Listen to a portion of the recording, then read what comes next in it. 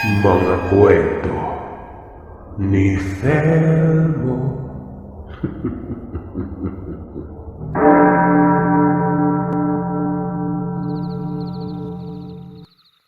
Mapagpalang araw po sa inyo, Sir Seth. Ganon din sa mga tagapakinig na walang sawang sumusuporta sa napakagandang channel nyo. Tawagin niyo na lamang po akong si Ted. At ang ibabahagi kong kwento sa inyo, hindi ko karanasan. Mula lamang ito sa kaibigan kong si Joseph, na pumapatungkol naman sa kanyang ama. Siyempre, bilang taga-subaybay ninyo, nawiwili po ako sa pakikinig. Palipas oras, pangpatulog, at minsan ay pampakaba. Nakahiligan ko na rin po ang makinig sa mga kwento ng mga nakakasalamuha ko, partikular sa mga kababalagan. Siguro dahil lang ito sa pagnanais na mabigyang patunay na yung narinig ko sa channel nyo. Totoo. Bali itong tatay ni Joseph ay tawagin na lamang natin sa pangalang Pugar. Ayon sa kwento ay nangyari daw ito sa lugar ng Basilan, sa bukiran ng Isabela. Noong mga panahon doon na yon ay panunungkulan pa ng dating President Marcos. Lahing Badyaw itong si Pugar. Wala ng mga magulang pero may kumupkup daw dito na isang rebelde. Bata pa lamang noon si Pugar at sa pagkakatansya niya ay nasa edad 12 taong gulang pa lamang ito. Nagpapalaboy-lamoy lamang umano ito sa lansangan noon nang may tumawag sa kanyang lalaki na may edad. Akala niya ibibigyan siya ng pera. Pero nagtanong lamang ito sa kung may mga magulang ba ito. At noong sabihin niyang patay na mga yon, nagwikang lalaki na pangalanan nating Fidel na sumama daw siya dito. Gusto daw niyang magkaroon ng anak pero hindi napipiyayaan. Namatay na lamang ang asawa pero walang binhing anak noon. Pumayag si Pugar. Kahit papano umano ay may magpapakain naman sa kanya. Mabait namang tingnan si Fidel. Kagad din niyang tinawag na tatay yon na para bang uhaw sa kalinga ng mga magulang. Ayun, mabait daw talaga't hindi lang sa unang kita. Maalaga pero tahimik. Pero parang may tinatago ito. Noon ay walang alam talaga si Pugar na rebelde ang kanyang kinikilalang ama. Isinasama lamang siya nito sa bukid. May mga nakakasalamuha umanong mga tao ito doon. Hindi niya mabilang. Marami at ang ilan sa mga ito ay may takip ang mukha. Napapatanong pa si Pugar kung bakit may mga dalang armas. Ayon naman sa kanyang ama, sundalo daw ang mga ito. Sa kamuwangan ng batang ito, inisip nito na baka sundalo ito ng gobyerno. Hanggang sa tumungtong na umano si Pugar sa edad na 15 taong gulang. Binata na at ganoon pa rin ang ginagawa.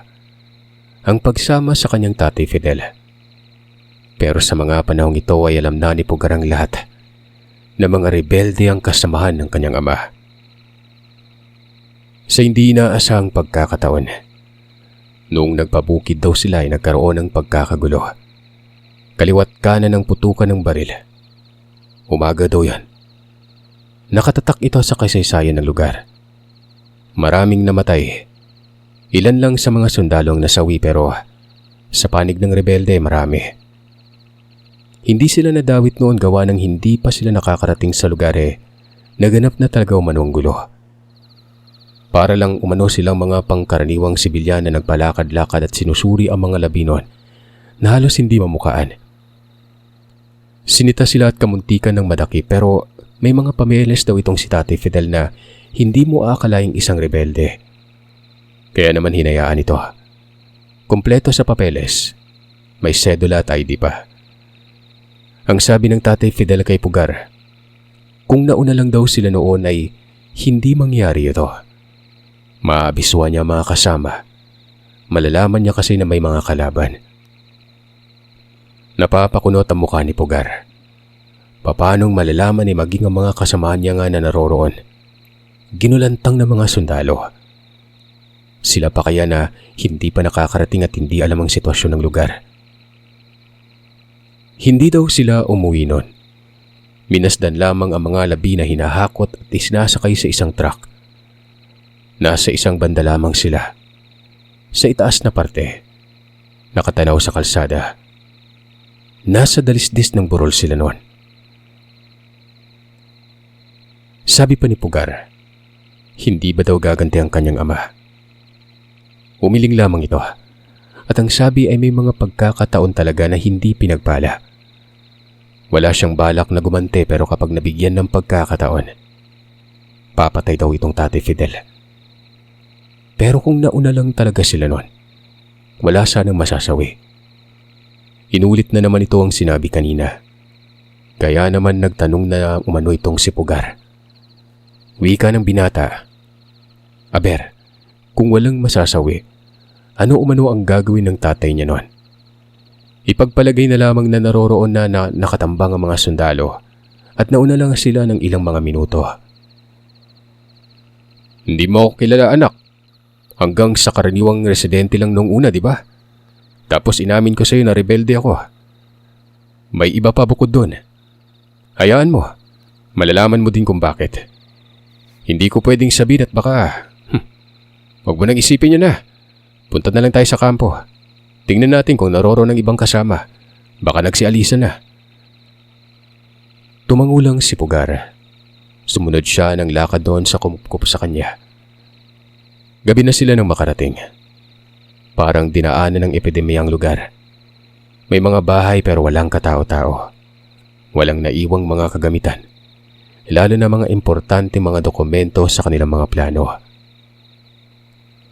Papauwi na sana sila noon nang may dumating umanong isang babae. Kasapi ito ng rebelde. At laking pagtataka noon ni Pugar dahil nagwika daw itong babaeng ito na pangalanan nating Karyosa. Pinuno, hindi ka nakaabot. Dapat hindi mangyari ito.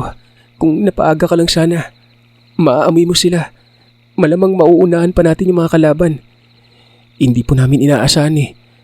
Ayon po sa impormasyon, may isa daw sa kagrupo na nagtaksil. Baka isinumbong na doon nakapuslit yung mga kasamahan. Yun din yung iniisip ko eh. Hindi naman pinapasok ng sundalo ang lugar. Alam nilang delikado. Pero kung may nagturo sa kung saan dadaan malamang yun talagang sasapitin. Hindi lubos mapagtanto ni Pugar ang namutawi sa bibig ng babaeng yon. Pinuno pang tawag sa kanyang ama. Bukod pa dyan, bakit maaamoy ang kalaban? So ayun na nga. Nababagabag si Pugar. Ang ibig sabihin lamang nito, may mga lihim pa siyang dapat talagang malaman na siya namang nagpapalakas ng kuryosidad niya noon. Pagkaalis nila, tinanong niya ang ama kung totoo bang pinuno ito. Ngumisi lamang daw yon pero parang dismayado. Tinanong niya rin kung bakit maamoy ang kalaban. Gaya ng sinabi ko sa'yo, hindi sana mangyayari yun kapag nauna tayo. Kanina di ba? Nabanggit din ni Karyosa. May katangian ako anak. Hindi mo ito makikita sa iba. Isipin mo na lang na matinik akong magmasid. Ganun lang. Teka. Kung makatitig ka kay Karyosa, parang iba yung ibig sabihin ah. Maganda no? Nakita mo na din yung mukha niya na lagi na lang may tabong tela. Mabilis na sinabi ni Pugar na nililihis daw nito ang usapan.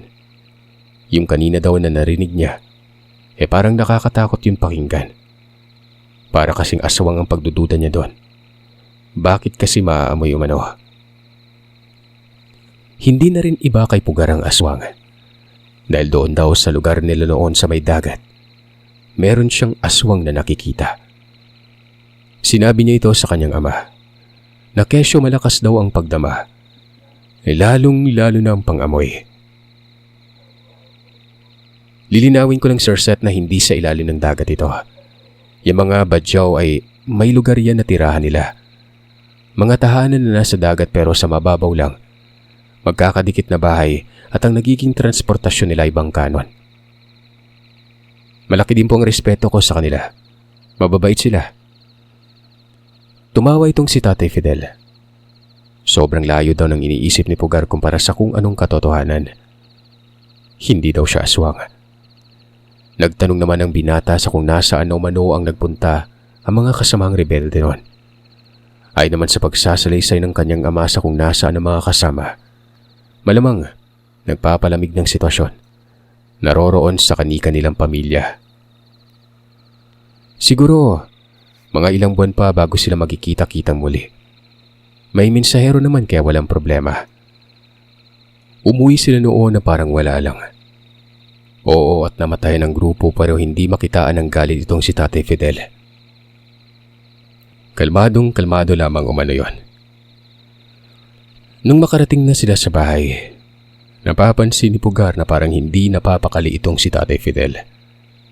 Nasa labas yun ng bahay, hindi pumapasok. Nagpapaiwan sa labas. Hindi naman pinuna ni Pugar yon. Baka nag-iisip lamang ito. Hanggang sa nawala na lamang umano yun bigla. Hindi niya alam kung nasaan nagtungo. Tinatawag niya noon at kinalugad ang lugar pero wala. Umaga na daw ito nakauwi. Basta't pagkagising ni Pugar ay naroroon lamang sa munting beranda at naglilikit ng tabako. Ang bahay nila Pugar noon ay konkreto, maliit lang. Ang ikinabubuhay nila Pugar ay ang pagpapalay at pagkakarpintero nitong Tatay Fidel niya. Pero magtataka ka daw dahil minsan lang ang kita pero hindi sila naghihirap. Na para bang hindi naubusan ng pera. Hindi naman yung tipong magarbop, partikular lang sa pangangailangan sa araw-araw. Yung baga, walang puas o walang palya. Isa yun sa pinagtataka ni Pugar. Ang kung saan kumukuha ng pera itong kanyang Tatay Fidel. Pinunta niya sa beranda. Kinausap niya ito sa kung bakit hindi man lamang nagpaalam sa kanya na aalis pero ngumisi lamang daw ang kanyang ama. Naririyan lang naman daw siya sa likod na tutulog. Tawag daw ng tawag itong si Pugar pero hindi niya binate. Gawa ng pagod na si Tatay Fidel. Yari na ding nakasimula ng humiga sa may lantay sa maliit na lang kubo sa likod hindi na bumangon pa. Pero wala naman daw doon ang kanyang ama. Sinuri ito ni Pugar. Alam niyang minsan ay ginagamit ito ng kanyang tatay na tulugan. Pero sa pagkakataong yun ay wala siyang nasilayang tao dun sa kubo. Naroroon nga lang ako, hindi mo lang napansin. Madilim kasi. Huwag mo nang guluhin yung isip mo anak. Ipagtimpla mo ako ng kape tsaka magsaing ka na din. May bigas naman dyan. Kung ulam kung gusto mo magkatay ka ng manok pwede. Hindi na nagsalita pa si Pugar. Nagdududa siya na wala talaga ang kanyang ama kagabi. Yung mga mata pa lamang nito, halatang walang tulog.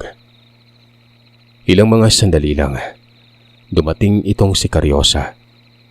May dalang balita na nalaman na umano kung sino ang taksil sa grupo nun. Pero namatay daw ito kagabi. May tama ng baril sa ulo. Para din umanong mapuputol ang ulo buhat ng may malaking sugat sa leeg yun.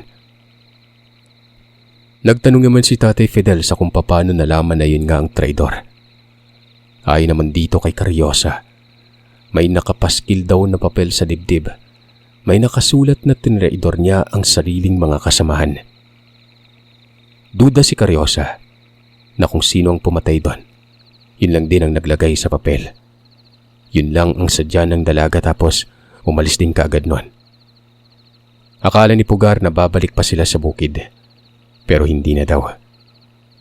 Ilang linggo na din ang nakalipas pero mas pinagtutuunan na ng pansin ni Tatay Fidel ang pamumuhay.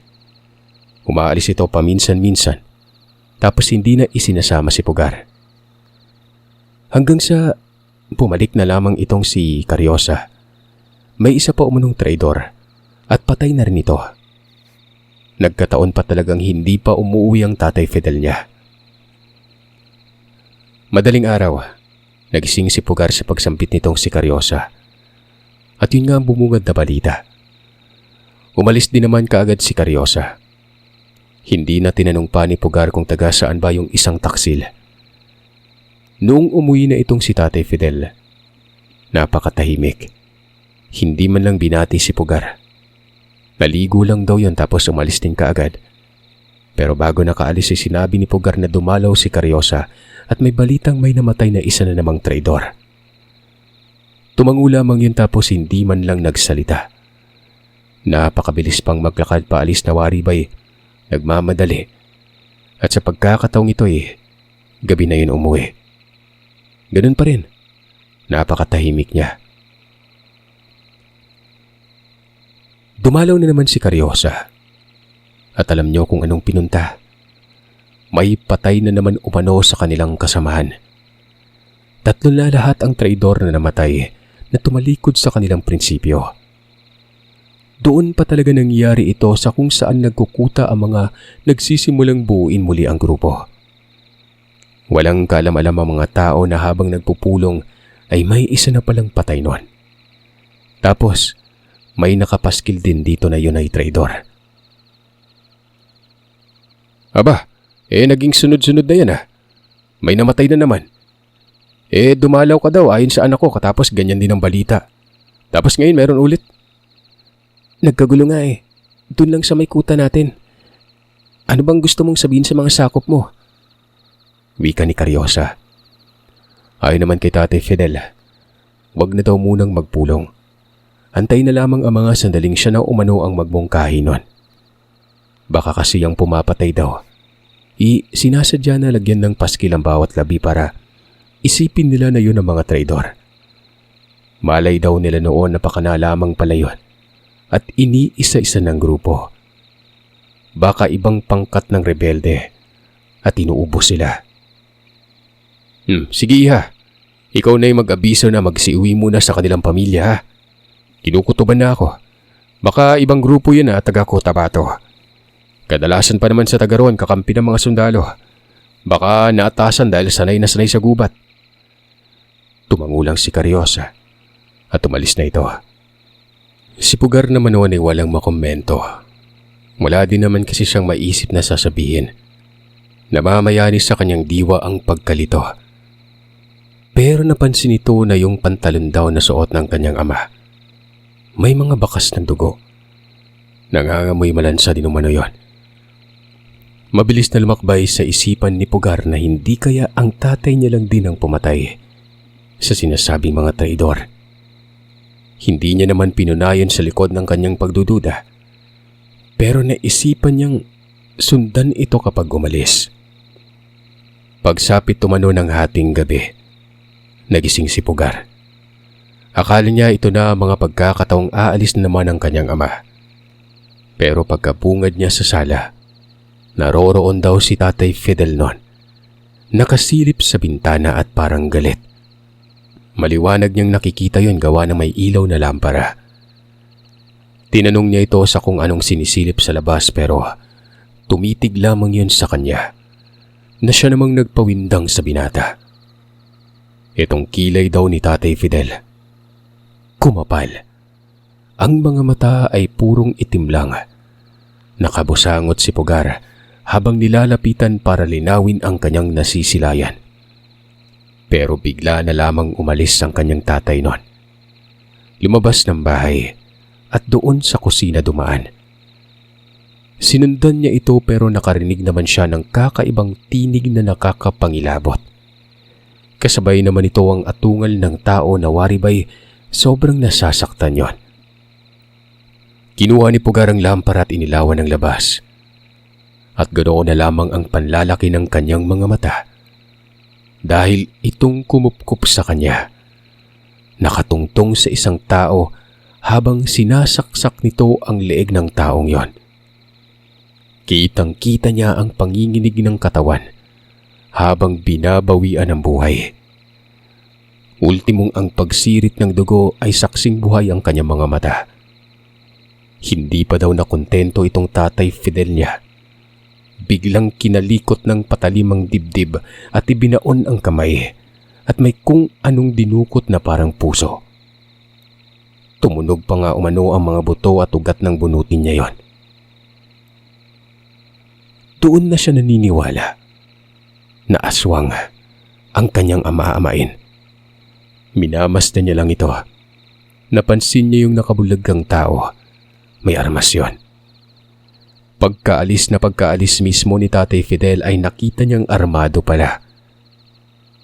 Maya-maya ay may boses siyang naririnig sa may bulwagan ng bahay nila. Hindi ito galing kay Tatay Fidel. Ibang tao yon. Mabilis na sinipat ni Pugar yon sa may bintana na nakaumang sa beranda. Nakatakip ang mukha ng tao. Madilim sa gawing yon pero naaninag niya naman. Basta nakatabon na mukha at may kasama itong dalawa na naroroon malapit sa bakod nila. Nagsisisigaw itong tao sa may beranda. Pinapalabas nito ang kanyang Tatay Fidel. Papatayin umano nila ito. Alam daw nila na ito yung pumatay sa ilang mga rebelde noon. Napapatulala na lamang si Pugar noon. Bukod sa tama siya ng duda na aswang ang kanyang tatay, tama din siya na ito ang pumatay doon sa mga traidor. Maya-maya'y nagpakita ang kanyang Tatay Fidel. Gulat na gulat si Pugar dahil nasa likuran lamang niya ito. Tinapik siya nito. Sabay bukas ng pintuan sa may beranda. Nakatayo lamang daw ito sa may pinto banda at nagsalita. Ang sabi ng ama niya doon sa tao, dapat lang daw patay ng taksil sa grupo. Kung hindi nagugustuhan ng samahan, bakit pinili pang magtagal? Bakit imbis na tumiwalag itinaidor pa talaga ang pangkat nila noon? Pwede namang tumilawalag lang basta't may tamang dahilan. Wala naman umanong problema. Ito palang mga tao na bumungad sa kanila noon ay mga kasapi at ito mga nagtraidor. Ngayong sumulong sa bahay nila para patayin itong si Tatay Fidel. Anak, magtago ka. Huwag kang lalabas. Wika nito at mabilis na lumapit doon sa tao. Sinara naman ni Pugar ang pintuan. Nagkaputukan sa lugar. Pero saglit lang yon. Kitang-kita ni Pugar ang nangyari. Nilapitan daw ng kanyang ama at bago makapaputok ng baril ay tumumba na ito. Nakakapangilabot umano ang pagkilos at sa kung paano sumunggab si Tatay Fidel noon. Umabante naman yung dalawa pa. Wala ding nagawa ang mga ito. Napapatamaan si Tatay Fidel pero parang hindi nasasaktan. Mabuti na lang at nakatakas umano yung isa dahil kung hindi, maging yun ay patay din. Napakabilis umano na mga nangyari. Kung kilabot lamang daw ang pag-uusapan ay tila hindi na masukat ang nararamdaman ni Pugar noon. 3 lahat ang napatay. Magiging 4 sana kung hindi pa nakatakas ang isa. Si Tatay Fidel lamang ang humila sa mga labi para iligpit yon. Hindi naman nag-isip si Pugar na sipatin pa yung gawa ng nakakatakot talagang postura ng kumukup sa kanya. Kung yung kanina umano na makapal lamang ang kilay, tapos napakaitim ng mata, sa mga sandaling pinapatay daw nito yung nasa bulwagan. Ibang-iba na umano ang wangis. Halimaw na halimaw. Hindi niya alam sa kung saan dinala yung mga labi. Bumalik daw si Tatay Fidel noon pero umaga na. Maayos ang mukha pero ang daming bakas ng dugo sa damit at katawan. Nagmungkahi ito na sa lalong madaling panahon. Lumikas na daw sila noon. Nagdududa si Tatay Fidel na itong si Carriosa ay isa sa mga traidor. Malamang kalahati umano sa pangkat. Iba na ang prinsipyo. Kaya niya alam na isa sa mga traidor si Carriosa dahil dumadalaw ito palagi. Kahit alam daw noon na aswang si Tatay Fidel pero nagmamaang-maangan lamang. Halata naman umano sa mukha niya. Tsaka, yung mga labi na pinatay ni Tatay Fidel, wala umanong nakapaskil na papel yon. Iniwan lang niya ang mga ito. Kung sa sugat lang na tinamo ng mga yon, iisipin talaga na aswang ang may gawa. At walang duda na ito ay si Tatay Fidel. Wala namang ibang aswang sa grupo kung hindi ito lang umanong Tatay Fidel niya. Kaya nga siyang napiling pinuno dahil malakas ang pakiramdam at ligtas ang pangkat kapag kasama nila ito. Nagsisinungaling daw si Carriosa. Minamanipula daw si Tatay Fidel na akala naman noon hindi alam ni Tatay Fidel na may motibo. Mukhang espiya yun si Caryosa. Nung huling dumalaw yun dito kasama na yung pinagpapatay ko. Nagkukunwari lang at naghahanap ng pagkakataon. Siguro iniisip na pabor na itong gabing ito. Kaya sumugod yung mga kasama. Ang totoo anak, yung sinasabi ni Caryosa na nagpupulong, yun na yung kabuang pangkat na tumaliwas sa grupo namin. Tapos yung mga namatay sa pananambang ng mga sundalo, lahat ng yun ang mga tapat sa samahan. Itong mga taksil, minamasdan lang ang pagkamatay ng mga kasama. Alam ko yun dahil ramdam ko sila. Umalis na tayo ngayon din. Dahil makakahanap sila ng paraan sa kung paano ako itumba. Baka madamay ka pa. Wala namang ibang masabi si Pugar kung hindi ang umalis na lang talaga sila. Pero sa loob-loob ng binata nun, hindi siya naaasiwa sa kanyang ama kahit pa aswang ito. Hindi niya alam pero sa kahit anong dimenor, namamayani pa rin ang kabutihan nito at paggabay sa kanya ng tama. Bagay na malaki talaga ang kanyang respeto. Hindi may pagkakaila na pinunong-pinuno ang astahan ng kanyang Tatay Fidel. Umalis nga sila. Damit lang at mga dokumento ang dinala. Ang ilang mga kasangkapan, pabigat lamang umalyon sa kanilang gagawing hakbang. Ang importante, ang mga papeles. Walang ano-anong tumawid sila ng Zamboanga. Sa bukiran ng Siraway ito na kung saan naman nalaman ni Pugar na may kasamaan palang kanyang tatay dito. Pero isa lang yun na may pamilya na. At ang kinatitirikan ng bahay, pinagmamay-ari ni Tatay Fidel. Lubhang na mga si Pugar. Malawak na lupain ito na masagana sa niyog at mangga. Bukod pa dyan, may parte din dito na palayan at maisan. May prutas din, kagaya na lamang ng rambutan at durian. Ito palang tao na pangalanan nating Dansigo. Kanang kamay ng tatay niya. Pinagretiro ito dahil nga nagkaroon ng pamilya. Minsan na kasing nakiusap na magpapahinga na siya sa pagiging rebelde. At dahil sa malapit na kaibigan ito ng kanyang Tatay Fidel, pinayagan. Pero dapat ay pamahalaan umano ang kanyang lupain sa Zamboanga. Total nais naman ng magbagong buhay, bakit hindi na lang gawing pagkakitaan ng kanyang lupain at bigyan na lamang siya ng kahit konting kita kapag meron. Pero itong si Dansigo, piniling hati sa kita. Marami naman ang naaani at sa loob ng isang taon, may magkakaibang uri ng ani na masasagana talaga nun. Niyog, palay, mais at iba pa. Dito na napagtanto ni Pugar kung bakit hindi sila nauubusan ng pera. Kaya pala, dahil itong kanyang ama bagamat aswang, hasyendero. Malaki ang bahay nito sa lugar, na siya namang binabantay ng pamilya ni Dansigo. Ito namang tirahan nila Dansigo, nakatirik lamang din sa tabi. Para bang hindi maubos ang pagkabilib niya sa kanyang ama. Buhat ng bawat mga pagkakataon, may natutuklasan siya ditong nakakamangha. Oo, at may nakakatakot din naman na natuklasan pero halos lahat namamangha siya nun eh. Lalo na sa mga sandaling ito na napapangisi talaga si Pugar dahil nga ang nakikita niyang lupain, pinagmamay-ari nila. Kung wala siyang permanenteng tirahan nung bata pa, ngayon ay may malawak na ari-arian na nun. Sobrang layo ng estado na nakakasanayan niya doon sa Basilan. Tsaka, hindi pala talaga basta-bastang pinuno lang itong si Tatay Fidel. Pero ang matunghaya ng karangyaan niya, doon siya mas lalong nagulantang.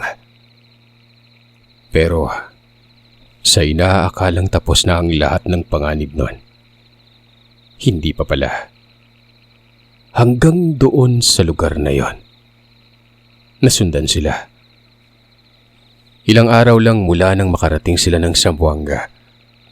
Pagkatapos maghapunan, etong si Tatay Fidel ay inabisuan si Pugar na umakyat ng bahay. Magtatanong pa sana siya pero nakita niya kaagad na sumilip sa bintana ang ama. Walang duda, may pinapakiramdaman na naman ito. Hindi naman kaila dahil alam niya na ang lahat ng katangian nito. Nagtungo sa may bintana sa pinakabungad ng bahay si Pugar. Makikita doon ang buluwagan at ang bubungan ng biranda. Pabor sa lugar kasi nga may ilaw. Naaabot ng kuryente. Hindi katulad ng dati nilang tirahan sa bukiran ng Isabela noon, na walang kuryente sa parting bukid. Wala namang tao. Ang nakikita lamang ni Pugar ay ang daanan na may ilaw ang bawat gilid. Mga puno na ng mangga, magkakahilera. Natatanaw niya rin sa kaliwang parte ang bukana ng bahay nila Dansigo. Maya-maya pa ay biglang nagsimatay ng ilaw. Kasabay naman ito ang pagsigawan umano ng mga anak ni Dansigo sa kabilang bahay. Mabilis na pumasok ng silid si Pugar. Doon lamang din nakapwesto yun sa harap. Kinapaka pa niya noon ang dingding at baka may kandila. Aminado ang binata umano na sinadyang patay ng ilaw noon, pero ang tanong, sino ang pumatay? Hanggang sa lumangit-ngit ang pinto sa may likod, duda ni Pugar na lumabas na ang kanyang ama. Hanggang sa nakakita siya ng liwanag na waribay galing yun sa flashlight. Dito niya nakita si Dansigo na naglalakad sa bulwagan ng bahay. May hawak itong mahabang baril nun. Biglang lumapit doon si Tatay Fidel at inabisuan itong pumasok sa loob. Huwag lalabas dahil sinasalakay daw sila sa mga puntong ito. Patayin ang flashlight na dala. Sumunod si Dansigo sa sinabi ng Tatay Fidel. Pagkapatay ng ilaw ng flashlight, hindi na nakita ni Pugar ang kanyang ama. May kakonting detalye lang pero amag lamang umano ng lugar at hindi siya nakakakita ng may gumagalaw. Inaantay ni Pugar ang magaganap. Nakatunganga lamang daw ito sa may taas, sa bintana ito na parang jalousie na gawa sa kahoy. Walang kaluskos. Walang pag-ungol noon na magiging batayan na may patayan na, at lalong walang pagputok ng baril. Pero pagsapit ng hating gabi, doon may nakakagulantang na nasilayan si Pugar. Ito din ay batay sa salaysay ng anak ni Pugar na si Joseph, na kaibigan ko. Nagbukas ang ilaw pero may mga nakabulagta doon banda sa daanan na yon. Isang babae at dalawang lalaki. Dito na napansin ni Pugar na lumabas si Dansigo. Kung kaya naman bumaba na rin si Pugar noon. Lumapit siya doon sa mga labi na kung saan sa gilid nito ay ang kanyang ama, na nakatayo lang at maraming bahid na dugo. Nanlaki ang mga mata ni Pugar. Itong mga nakabulagta, wala ng buhay. At ang isang nakikita niyang babae, walang iba, kundi si Cariosa. Sinabi ng kanyang Tatay Fidel na may isa pa pero nakatakas yon. Aswang ang isang kasama at nagdududa si Tatay Fidel na ginamit ito nila Cariosa para matunton kung nasaan na sila ngayon. Sobrang bilis daw ng aswang na yon pero kung lumaban ito kay Tatay Fidel, wala daw kalaban-laban yon. Walang ano-anong inutusan ni Dansigo na iligpit ang mga labi. Yung pamilya nito ay lalapit sana pero sinabihan niya ni Tatay Fidel na wag dahil hindi maganda makikita nila. Pero nakita talaga ng anak ni Dansigo na babae yung labi na halos humiwalay ang kamay. Sumuka daw itong anak ni Dansigo at nagsisisigaw nun. Magpaganon pa man ay hindi naging dahilan yon para mabulabog dahil malalayo din naman ang kapitbahay nila. Matagumpay na nailigpit ni Dansigo ang mga labi. Nagtanong naman si Pugar kung may iba pang magtatangkas sa kanila. Ay naman sa kanyang ima. Kung may iba pa, papapasukin lang. Hindi naman kabisado ang lugar kaya madali lang niya yung mapupuksa. Huwag lang sana umanong makipagtulungan sa mga sundalo dahil kapag nangyari yon, malulupig sila at mapipilitang lumikas. Mga traidor pa naman umano ang kinakaharap. Pwede silang ibenta sa kinauukulan para sugurin ng mga sundalo noon. Lalo pa man itong si Dansigo, kolorum. Ayos lang kay Tatay Fidel gawa ng kompleto naman ang papeles niya. Subali ayun na nga, yun na ang kabuang karanasan ni Pugar, na hindi niya inaasahan na itong kumupkup sa kanya ay aswang. mabuting aswang at mabuting pinuno ng mga rebelde. Yung napangasawa lang ni Pugaray ang panganay na anak ni Dansigo, na ang naging bunga, si Joseph at ang mga kapatid niya. Parang manong binoya sila ng sa ganon, magkatuluyan talaga balang araw. Sinadya din ito ni Tatay Fidel dahil para na rin maging isa ang iisipin at naroroon lang din sa lupain nakatira. Hindi mahirap ang makisama dahil kilala ni Tatay Fidel ang pamilya nila Dansigo. Pangit daw kapag ibang tao dahil malamang malalaman ang totoong pagkatao nitong si Tatay Fidel na siya namang magdudulot ng kapahamakan sa kanilang lugar.